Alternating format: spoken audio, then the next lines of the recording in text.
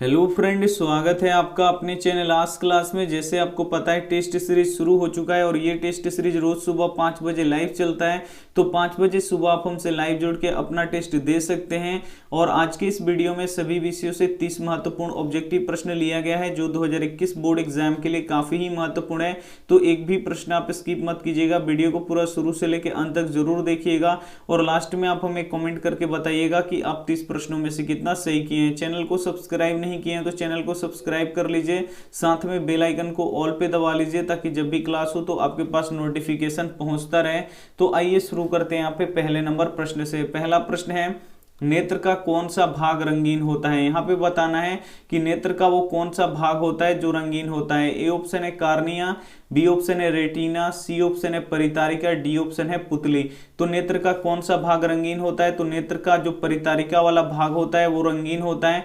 और परितारिका का दूसरा नाम क्या होता है, आइरिस होता है। तो ये भी आपको यहाँ पे याद रखना है। और किसी भी वस्तु का प्रतिबिंब नेत्र के किस भाग पे बनता है, तो रेटिना पे बनता है। तो ये भी काफी बार प्रश्न पूछा गया है, तो इसे भी आप लोग को याद रखना है। और नेत्र दान में नेत्र का कौन सा भाग दिया जाता है, दान में तो जो कॉर्निया वाला भाग होता है वो नेत्रदान में दिया जाता है। तो ये भी प्रश्न पूछा गया है, तो इसे भी आप लोग याद रखिएगा। ये देखते हैं यहाँ पे अगला प्रश्न। अगला प्रश्न है, आप देखिए 2 नंबर प्रश्न है। एबीसी एक समकोण त्रिभुज है जिसमें कोण सी बराबर 90 डिग्री है, तो cos a प्लस बी का मान ज्ञात करें। बोल रहा है कि एबीसी क्या है, एक समकोण त्रिभुज है। तो एक समकोण त्रिभुज बना दे रहे हैं। यहाँ पे देखिए ए बी और ये सी। बोल रहा है कि कोण सी यहाँ पे क्या है, समकोण है, यानी ये 90 डिग्री है। जिसमें कोण कितना, यहाँ पे कोण सी कितना डिग्री है, यहाँ पे 90 डिग्री, यानी यहाँ पे कोण सी कितना डिग्री हो गया, 90 डिग्री। तो बोल रहा है यहाँ पे कि cos a प्लस बी का मान ज्ञात करे। तो यहाँ पे देखिए त्रिभुज के तीनों कोणों का योग कितना होता है, तो त्रिभुज के तीनों कोणों का योग 180 डिग्री होता है। तो एक कोण यहाँ पे 90 हो गया, तो ए और बी मिला के कितना डिग्री का होगा, ए प्लस बी मिला के ये भी कितना डिग्री का होगा, 90 डिग्री। यानी ए और बी कोण मिला के कितना डिग्री होगा, यहाँ पे 90 डिग्री। तो यहाँ पे बोल रहा है कि cos a प्लस यहाँ पे b का मान निकाल दीजिए। तो यहाँ पे cos a प्लस बी का मान कितना होगा, तो 90 डिग्री होगा। यहाँ पे कैसे होगा, तो यहाँ पे देखिए अकेले कोण C कितने डिग्री का है, 90 डिग्री है। तो यहाँ पे a और b कितने डिग्री का होगा, 90 डिग्री। क्यों होगा, क्योंकि त्रिभुज के तीनों कोणों का योग कितना डिग्री का होता है, 180 डिग्री। तो अकेले ये 90 डिग्री हो गया। तो 180 में से जब हम 90 घटाएंगे तो कितना बचेगा, 90। यानी a और b मिलकर कितना डिग्री का होगा, 90 डिग्री। तो a प्लस बी के जगह पे हम कितना रख देंगे, 90 डिग्री। यानी अब यहाँ पे आपको cos 90 डिग्री का मान बताना है। तो cos 90 डिग्री का मान कितना होता है, 0 होता है। यानी यहाँ पे ए ऑप्शन क्या हो जाएगा, बिल्कुल ही सही हो जाएगा। ये देखते हैं यहाँ पे अगला प्रश्न। अगला प्रश्न यहाँ पे देखिए 3 नंबर प्रश्न है कि आधुनिक आवर्त सारणी में क्षैतिज कतारों को क्या कहते हैं। ए ऑप्शन है आवर्त, बी ऑप्शन है समूह, सी ऑप्शन है कोष, डी ऑप्शन है इनमें से कोई नहीं। काफी ही महत्वपूर्ण प्रश्न है कि आधुनिक आवर्त सारणी में क्षैतिज कतारों को हम लोग क्या बोलते हैं, तो क्षैतिज कतारों को हम लोग क्या बोलते हैं, आवर्त बोलते हैं। यानी यहाँ पे क्या हो जाएगा, ए ऑप्शन क्या हो जाएगा, बिल्कुल ही सही हो जाएगा। और जो आवर्तों की संख्या होती है वो कितनी होती है, 7 होती है। तो ये आपको याद रखना है। और वर्गों की संख्या कितनी होती है, तो 18 होती है। तो ये भी आपको यहाँ पे याद रखना है। आइए देखते हैं यहाँ पे अगला प्रश्न। अगला प्रश्न यहाँ पे देखिए 4 नंबर प्रश्न है कि आर्थिक विकास का तीसरा क्षेत्र क्या है। इसमें से आपको पहचानना है कि आर्थिक विकास का तीसरा क्षेत्र कौन सा है। ए ऑप्शन है कृषि क्षेत्र, बी ऑप्शन है विज्ञान क्षेत्र, सी ऑप्शन है शिक्षा क्षेत्र, डी ऑप्शन है यहाँ पे सेवा क्षेत्र। तो आर्थिक विकास का यहाँ पे तीसरा क्षेत्र कौन सा है, तो ये सेवा क्षेत्र है।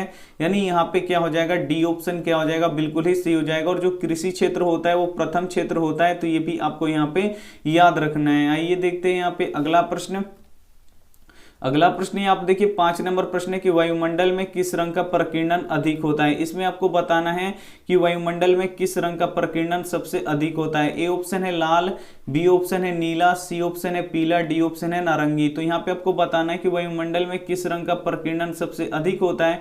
तो वायुमंडल में यहाँ पे देखिए नीले रंग का प्रकीर्णन सबसे अधिक होता है। यानी यहाँ पे बी ऑप्शन क्या हो जाएगा, बिल्कुल ही सही हो जाएगा। नीले रंग का प्रकीर्णन सबसे अधिक होता है। इसीलिए जो हमारा आकाश है वो कैसा दिखाई दिखाई देता है, नीला दिखाई देता है, तो यहाँ पे बी ऑप्शन क्या हो जाएगा, बिल्कुल ही सही हो जाएगा। अगर वीडियो अच्छी लग रही हो तो वीडियो को आप लोग जरूर लाइक कर दीजिएगा, चैनल को सब्सक्राइब नहीं किए हैं तो चैनल को सब्सक्राइब कर लीजिएगा, और वीडियो को प्लीज आप लोग शुरू से लेकर अंत तक जरूर देखिएगा, और लास्ट में आप हमें कमेंट करके जरूर बताइएगा कि आपका कितना सही हुआ 30 प्रश्नों में से। यहाँ पे देखिए 6 नंबर प्रश्न है और ये काफी महत्वपूर्ण है।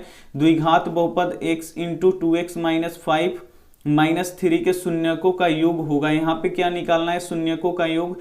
तो शून्यकों का योग का फॉर्मूला क्या होता है, तो अल्फा प्लस यहाँ पे क्या होता है बीटा बराबर क्या होता है, ये माइनस बी बटा क्या होता है, ए होता है। तो यहाँ पे देखिए ये बहुपद की तरह नहीं है, क्या किया है कि दोनों में से x कॉमन ले लिया है, तो इसको क्या करना पड़ेगा, ये जो x है ये इन दोनों के लिए है, तो इन दोनों में क्या करा देंगे, हम गुणा करा देंगे। तो सबसे पहले यहाँ पे हम प्रश्न उतार देते हैं -3। अब क्या कीजिए, x से इन दोनों में गुणा करा दीजिए, तो यहाँ पे 2x में x से गुणा होगा तो 2x स्क्वायर हो जाएगा, यहाँ पे माइनस है तो माइनस x में जब 5 से गुणा होगा तो यहाँ पे -5x हो जाएगा, और इधर -3 है बाहर ब्रैकेट के, तो यहाँ पे लिख देंगे -3। अब ये एक बहुपद बन गया। अब क्या करना है आपको कि यहाँ पे शून्यकों का योग निकालना है, जिसका फॉर्मूला क्या होता है माइनस बी बटा ए, यानी यहाँ पे b का मान रख देना है, a का मान रख देना है। तो a और b आएगा कहाँ से, तो जो x स्क्वायर में गुणा करता है वो a होता है, तो x स्क्वायर में कौन गुणा कर रहा है 2, तो ये a का मान कितना हो गया 2। फिर हमको निकालना है b का मान, तो यहाँ पे देखिए b का मान कैसे निकलेगा, जो केवल x में गुणा करता है, तो x में गुणा कौन कर रहा है, तो यहाँ पे -5 कर रहा है। अगर माइनस होगा तो आपको माइनस लेना पड़ेगा, यानी b का मान यहाँ पे -5, और जिसमें x नहीं रहता है वो क्या होता है यहाँ पे c होता है, तो c का मान यहाँ पे कितना है -3, तो यहाँ पे लिख देंगे -3। अब यहाँ पे देखिए आपको शून्यकों का योग निकालना है, तो यहाँ पे माइनस बी बटा ए रख देना है फॉर्मूला। तो यहाँ पे देखिए पहले से माइनस है तो यहाँ पे माइनस लगा देंगे, b का मान कितना है, तो ये -5 है, तो यहाँ पे लिख देंगे -5 बटा ए का मान कितना है 2 है, तो बस यहाँ पे लिख दिए 2। माइनस माइनस क्या हो जाएगा यहाँ पे +5 बटा 2 हो जाएगा, यानी यहाँ पे डी ऑप्शन क्या हो जाएगा, बिल्कुल ही सही हो जाएगा। अगर इसी में पूछता कि शून्यकों का यहाँ पे गुणनफल बता दीजिए, तो शून्यकों का गुणनफल क्या होता है, अल्फा इंटू बीटा होता है, और ये क्या होता है c बटा ए। अब इसमें आपको c का मान रखना है और a का मान रख देना है। तो c का मान इसमें कितना है, तो यहाँ पे -3 है, तो यहाँ पे रख देंगे -3, और a का मान कितना है यहाँ पे 2 है, तो यहाँ पे रख देंगे 2। यानी यहाँ पे शून्यकों का गुणनफल कितना निकल जाता अगर पूछता तो यहाँ पे -3 बटा 2 होता। लेकिन यहाँ पे क्या पूछा है, शून्यकों का योग, तो शून्यकों का योग कितना है यहाँ पे 5 बटा 2, यानी यहाँ पे डी ऑप्शन क्या हो जाएगा, बिल्कुल ही सही हो जाएगा। ये देखते हैं यहाँ पे अगला प्रश्न। अगला प्रश्न आप देखिए 7 नंबर प्रश्न है कि प्रकाश के किस घटना के कारण सूर्य हमें वास्तविक सूर्योदय से लगभग 2 मिनट पूर्व दिखाई देने लगता है। ए ऑप्शन है परावर्तन, बी ऑप्शन है वायुमंडलीय अपवर्तन, सी ऑप्शन है प्रकीर्णन, डी ऑप्शन है इनमें से कोई नहीं। तो प्रकाश के किस घटना के कारण सूर्य हमें वास्तविक सूर्योदय से लगभग 2 मिनट पूर्व दिखाई देने लगता है, तो ये वायुमंडलीय अपवर्तन के कारण होता है, यानी यहाँ पे बी ऑप्शन क्या हो जाएगा, बिल्कुल ही सही हो जाएगा। काफी ही महत्वपूर्ण प्रश्न है, तो एक भी प्रश्न आप स्किप मत कीजिएगा, वीडियो को आप लोग प्लीज शुरू से लेकर अंत तक जरूर देखिएगा। ये देखते हैं यहाँ पे अगला प्रश्न। अगला प्रश्न यहाँ पे देखिए 8 नंबर काफी ही महत्वपूर्ण है। दीर्घकालीन ऋण कौन प्रदान करता है, यहाँ पे बताना है कि दीर्घकालीन ऋण कौन प्रदान करता है। ए ऑप्शन है कृषक महाजन, बी ऑप्शन है भूमि विकास बैंक, सी ऑप्शन है प्राथमिक कृषि शाखा समिति, डी ऑप्शन है इनमें से कोई नहीं। तो दीर्घकालीन ऋण कौन प्रदान करता है, तो ये भूमि विकास बैंक यहाँ पे क्या करता है, प्रदान करता है, यानी यहाँ पे बी ऑप्शन क्या हो जाएगा, यहाँ पे बिल्कुल ही सही हो जाएगा, जो काफी ही महत्वपूर्ण है आपके लिए। आइए देखते हैं यहाँ पे अगला प्रश्न। अगला प्रश्न यहाँ पे देखिए 9 नंबर प्रश्न है कि बिंदु 6-5 का x नियामक है। यहाँ पे एक बिंदु दिया है जिसका यहाँ पे 2 नियामक है, ये एक है 6 और एक है -5। तो बोल रहा है कि इसमें से x नियामक क्या होगा, तो किसी भी बिंदु का यहाँ पे 2 नियामक होता है, एक x होता है एक y होता है। जो पहले वाला होता है वो x होता है और जो दूसरे वाला होता है वो y होता है। तो यहाँ पे जो 6 है ये x का नियामक होगा और यहाँ पे -5 है ये y का नियामक होगा। तो यहाँ पे पूछा है कि x नियामक, तो x नियामक यहाँ पे कितना है 6 है, और अगर पूछता कि यहाँ पे y नियामक क्या होगा, तो y नियामक इसमें कितना होता, -5 होता। तो यहाँ पे x नियामक पूछा है, तो x नियामक कितना होगा, यहाँ पे 6 होगा, यानी यहाँ पे ए ऑप्शन क्या हो जाएगा, यहाँ पे बिल्कुल ही सही हो जाएगा। ये देखते हैं यहाँ पे अगला प्रश्न। अगला प्रश्न यहाँ पे देखिए 10 नंबर प्रश्न है कि निम्न में से कौन लेंस का आवर्धन m होता है। इसमें से आपको पता करना है कि कौन लेंस का आवर्धन m होता है। तो यहाँ पे देखिए आवर्धन किसे कहते हैं, तो प्रतिबिंब की ऊंचाई तथा वस्तु के ऊंचाई के अनुपात को क्या बोलते हैं, आवर्धन बोलते हैं। और आवर्धन का ये भी आता है कि आवर्धन का एसआई मात्रक क्या होता है, तो आवर्धन का कोई भी एसआई मात्रक नहीं होता है, ये मात्रक विहीन होता है, तो ये आपको यहाँ पे याद रखना है। और आवर्धन को किससे सूचित किया जाता है, एम से, और एम किसके बराबर होता है, तो ये भी बटा किसके बराबर होता है, यू के ये बराबर होता है, जिसमें भी क्या होता है प्रतिबिंब की ऊंचाई और यू क्या होता है यहाँ पे वस्तु की ऊंचाई, यानी यहाँ पे क्या हो जाएगा, बी ऑप्शन क्या हो जाएगा यहाँ पे बिल्कुल ही सही हो जाएगा। आवर्धन एम किसके बराबर होता है, तो भी बटा यू के यहाँ पे बराबर होता है। ये देखते हैं यहाँ पे अगला प्रश्न। अगला प्रश्न यहाँ पे देखिए 11 नंबर प्रश्न है कि भारत में जाति प्रथा का मुख्य कारण क्या है। यहाँ पे बताना है कि भारत में जाति प्रथा का मुख्य कारण क्या है। ए ऑप्शन है गरीबी, बी ऑप्शन है अमीरी, सी ऑप्शन है बेरोजगारी, डी ऑप्शन है यहाँ पे रोजगार। तो यहाँ पे देखिए भारत में जाति प्रथा का मुख्य कारण क्या है, तो बेरोजगारी है, यानी यहाँ पे सी ऑप्शन क्या हो जाएगा, यहाँ पे बिल्कुल ही सही हो जाएगा। ये देखते हैं यहाँ पे अगला प्रश्न।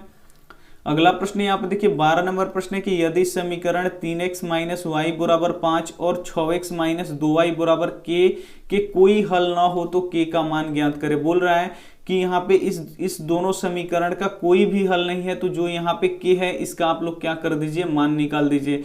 तो कोई भी यहाँ पे समीकरण का जब कोई भी हल नहीं होता है तो उसका यहाँ पे कैसा यहाँ पे समीकरण बनता है, तो a1 बटा a2 बराबर b1 बटा यहाँ पे b2 और बराबर क्या बनता है यहाँ पे c1 बटा, यहाँ पे बराबर नहीं क्या होता है, c1 बटा c2, ऐसा एक समीकरण बनता है। और आलेख कैसा होता है, आलेख कैसा होता है, यहाँ पे समानांतर होता है। तो इतना आपको बात पता होना चाहिए। उसके बाद आपको क्या करना है कि यहाँ पे a1 a2, यहाँ पे b1 b2 और यहाँ पे c1 बटा c2 रख दीजिए, अपने आप ये k का मान निकल जाएगा। यहाँ पे देखिए पहला समीकरण है और ये कौन सा समीकरण है, दूसरा समीकरण है।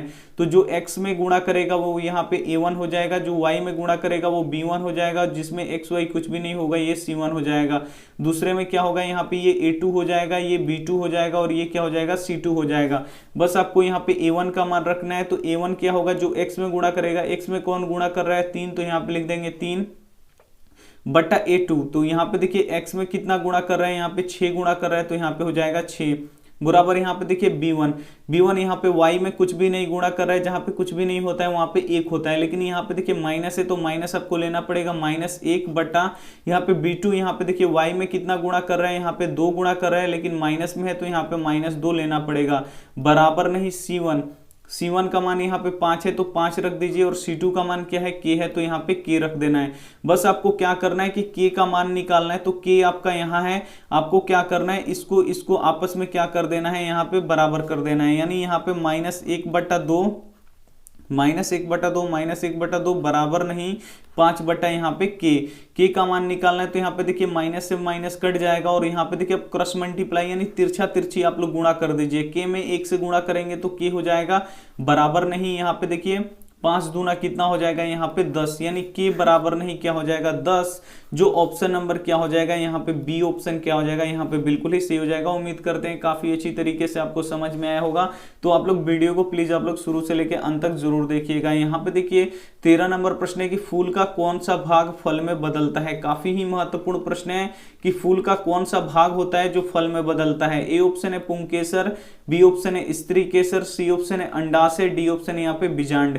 तो फूल का कौन सा भाग फल में बदलता है, तो जो अंडाशय होता है वो क्या होता है, यहाँ पे फल में बदलता है, यानी यहाँ पे सी ऑप्शन क्या हो जाएगा, बिल्कुल ही सही हो जाएगा। ये आप लोग डी ऑप्शन गलती से भी टिक नहीं लगाइएगा, नहीं तो ये गलती हो जाएगा। फूल का कौन सा भाग फल में बदलता है, तो अंडाशय बदलता है, यानी यहाँ पे सी ऑप्शन क्या हो जाएगा, बिल्कुल ही सही हो जाएगा। ये देखते हैं यहाँ पे अगला प्रश्न 14 नंबर प्रश्न है कि स्वर्णिम चतुर्भुज संबंधित है। जो स्वर्णिम चतुर्भुज है वो किससे संबंधित है। ए ऑप्शन है यहाँ पे रेलवे मार्ग से, बी ऑप्शन है सड़क मार्ग से, सी ऑप्शन क्या है जल मार्ग से, डी ऑप्शन यहाँ पे वायु मार्ग से। तो स्वर्णिम चतुर्भुज किससे संबंधित है, तो ये सड़क मार्ग से संबंधित है, यानी यहाँ पे क्या हो जाएगा, बी ऑप्शन क्या हो जाएगा, यहाँ पे बिल्कुल ही सही हो जाएगा। ये देखते हैं यहाँ पे अगला प्रश्न यहाँ पे देखिए 15 नंबर प्रश्न है कि मेंडल ने अपने प्रयोगों के लिए किस पौधे को चुना। काफी ही महत्वपूर्ण है ये प्रश्न कि मेंडल ने अपने प्रयोगों के लिए किस पौधे को चुना। ए ऑप्शन है आम, बी ऑप्शन है गुलाब, सी ऑप्शन है गेहूं, डी ऑप्शन है यहाँ पे मटर। तो मेंडल ने अपने प्रयोगों के लिए किस पौधे को चुना, तो मटर के पौधे को चुना, यानी यहाँ पे डी ऑप्शन क्या हो जाएगा, बिल्कुल ही सही हो जाएगा। और मेंडल ने कितने लक्षणों का अध्ययन किया, तो 7 लक्षणों का अध्ययन किया, ये भी पूछा जाता है। और यहाँ पे ये भी प्रश्न आता है कि अनुवांशिकी के पिता किसे कहते हैं, तो अनुवांशिकी के पिता यहाँ पे मेंडल साहब को ही कहते हैं। तो ये भी आपको यहाँ पे याद रखना है। वीडियो अच्छी लग रही है तो वीडियो को आप लोग जरूर लाइक कर दीजिएगा और इस वीडियो को आप लोग शुरू से लेकर अंत तक जरूर देखिएगा। ये देखते हैं यहाँ पे अगला प्रश्न। अगला प्रश्न यहाँ पे देखिए 16 नंबर प्रश्न है कि सेन साहब किस तरह के आदमी थे। जो सेन साहब थे वो किस तरह के आदमी थे। ए ऑप्शन है अहंकारी, बी ऑप्शन है तानाशाह, सी ऑप्शन है मूर्ख, डी ऑप्शन है यहाँ पे विद्वान। तो यहाँ पे देखिए सेन साहब किस तरह के आदमी थे, तो सेन साहब एक तानाशाह आदमी थे, यानी यहाँ पे बी ऑप्शन क्या हो जाएगा, यहाँ पे बिल्कुल ही सही हो जाएगा। ये देखते हैं यहाँ पे अगला प्रश्न। अगला प्रश्न यहाँ पे देखिए 17 नंबर प्रश्न है कि निम्न में से कौन एक घटना का प्रायिकता नहीं हो सकता है। यहाँ पे बताना है कि कौन सा एक संख्या है जो किसी घटना का प्रायिकता नहीं हो सकता है। तो किसी भी घटना का प्रायिकता कितने से कितने के बीच में होता है, तो यहाँ पे देखिए 0 से लेके यहाँ पे 1 के बीच में होता है, 1 से ज्यादा नहीं होना चाहिए। और प्रतिशत में कहाँ तक होता है, तो यहाँ पे 100% तक होता है, 100% से आगे नहीं होगा, यानी 101% यहाँ पे बोले कि 101% यहाँ पे प्रायिकता होगा तो ये गलत हो जाएगा। 200% ये भी गलत हो जाएगा। कहाँ से, 0 से लेके 100% के बीच में, और यहाँ पे 0 से लेके 1 के बीच में ही होता है किसी भी संख्या का प्रायिकता। तो यहाँ पे देखिए 2/3 है, जब इसको भाग लगाइएगा तो 0.6 आएगा। तो ये 1 के बीच में है, 0 और 1 के बीच में है, तो ये भी प्रायिकता होगा। और माइनस में तो किसी भी संख्या का प्रायिकता नहीं होता है। अगर यहाँ पे माइनस आपको दिख जाए तो सबसे पहले उसी को ही काटना है, वो प्रायिकता कभी नहीं हो सकता माइनस में, यानी ये बी ऑप्शन क्या हो जाएगा, ये प्रायिकता नहीं होगा। यहाँ पे 0.7 ये भी 0 और 1 के बीच में है, ये भी प्रायिकता हो जाएगा। यहाँ पे देखिए 15%, तो 0 से लेके 100 के बीच में है तो ये भी क्या हो जाएगा, प्रायिकता हो जाएगा। लेकिन यहाँ पे जो बी वाला ऑप्शन है माइनस में, ये क्या होगा, किसी भी संख्या का प्रायिकता नहीं हो सकता, यानी यहाँ पे बी ऑप्शन क्या हो जाएगा, बिल्कुल ही सही हो जाएगा। किसी निश्चित घटना का प्रायिकता कितना होता है, 1 होता है, और किसी अनिश्चित घटना का प्रायिकता कितना होता है, 0। तो ये भी आपको यहाँ पे याद रखना है। आइए देखते हैं यहाँ पे अगला प्रश्न। अगला प्रश्न यहाँ पे देखिए 18 नंबर प्रश्न है कि किस प्रकार के श्वसन से अधिक ऊर्जा मुक्त होती है। ए ऑप्शन है वायवीय, बी ऑप्शन है अवायवीय, सी ऑप्शन है दोनों, डी ऑप्शन है इनमें से कोई नहीं। तो किस प्रकार के श्वसन में अधिक ऊर्जा मुक्त होती है, तो जो वायवीय श्वसन होता है उसमें अधिक ऊर्जा मुक्त होता है, यानी यहाँ पे ए ऑप्शन क्या हो जाएगा, बिल्कुल ही सही हो जाएगा। वायवीय श्वसन में जो ऑक्सीजन यानी जो O2 के उपस्थिति में जो यहाँ पे श्वसन होता है उसे हम लोग वायवीय श्वसन बोलते हैं। तो ये भी आपको यहाँ पे याद रखना है। आइए देखते हैं यहाँ पे अगला प्रश्न। अगला प्रश्न यहाँ पे देखिए 19 नंबर प्रश्न है कि सुनामी का प्रमुख कारण क्या है। यहाँ पे बताना है कि सुनामी का प्रमुख कारण क्या है। ए ऑप्शन है समुद्र में भूकंप, बी ऑप्शन है मैदानी क्षेत्रों में भूकंप, सी ऑप्शन है पर्वत पर भूकंप, डी ऑप्शन है इनमें से कोई नहीं। तो सुनामी का प्रमुख कारण क्या है, तो सुनामी का प्रमुख कारण क्या होता है, सुनामी कब आता है, जब समुद्र के तली में क्या होता है, भूकंप आता है, तभी यहाँ पे सुनामी आता है।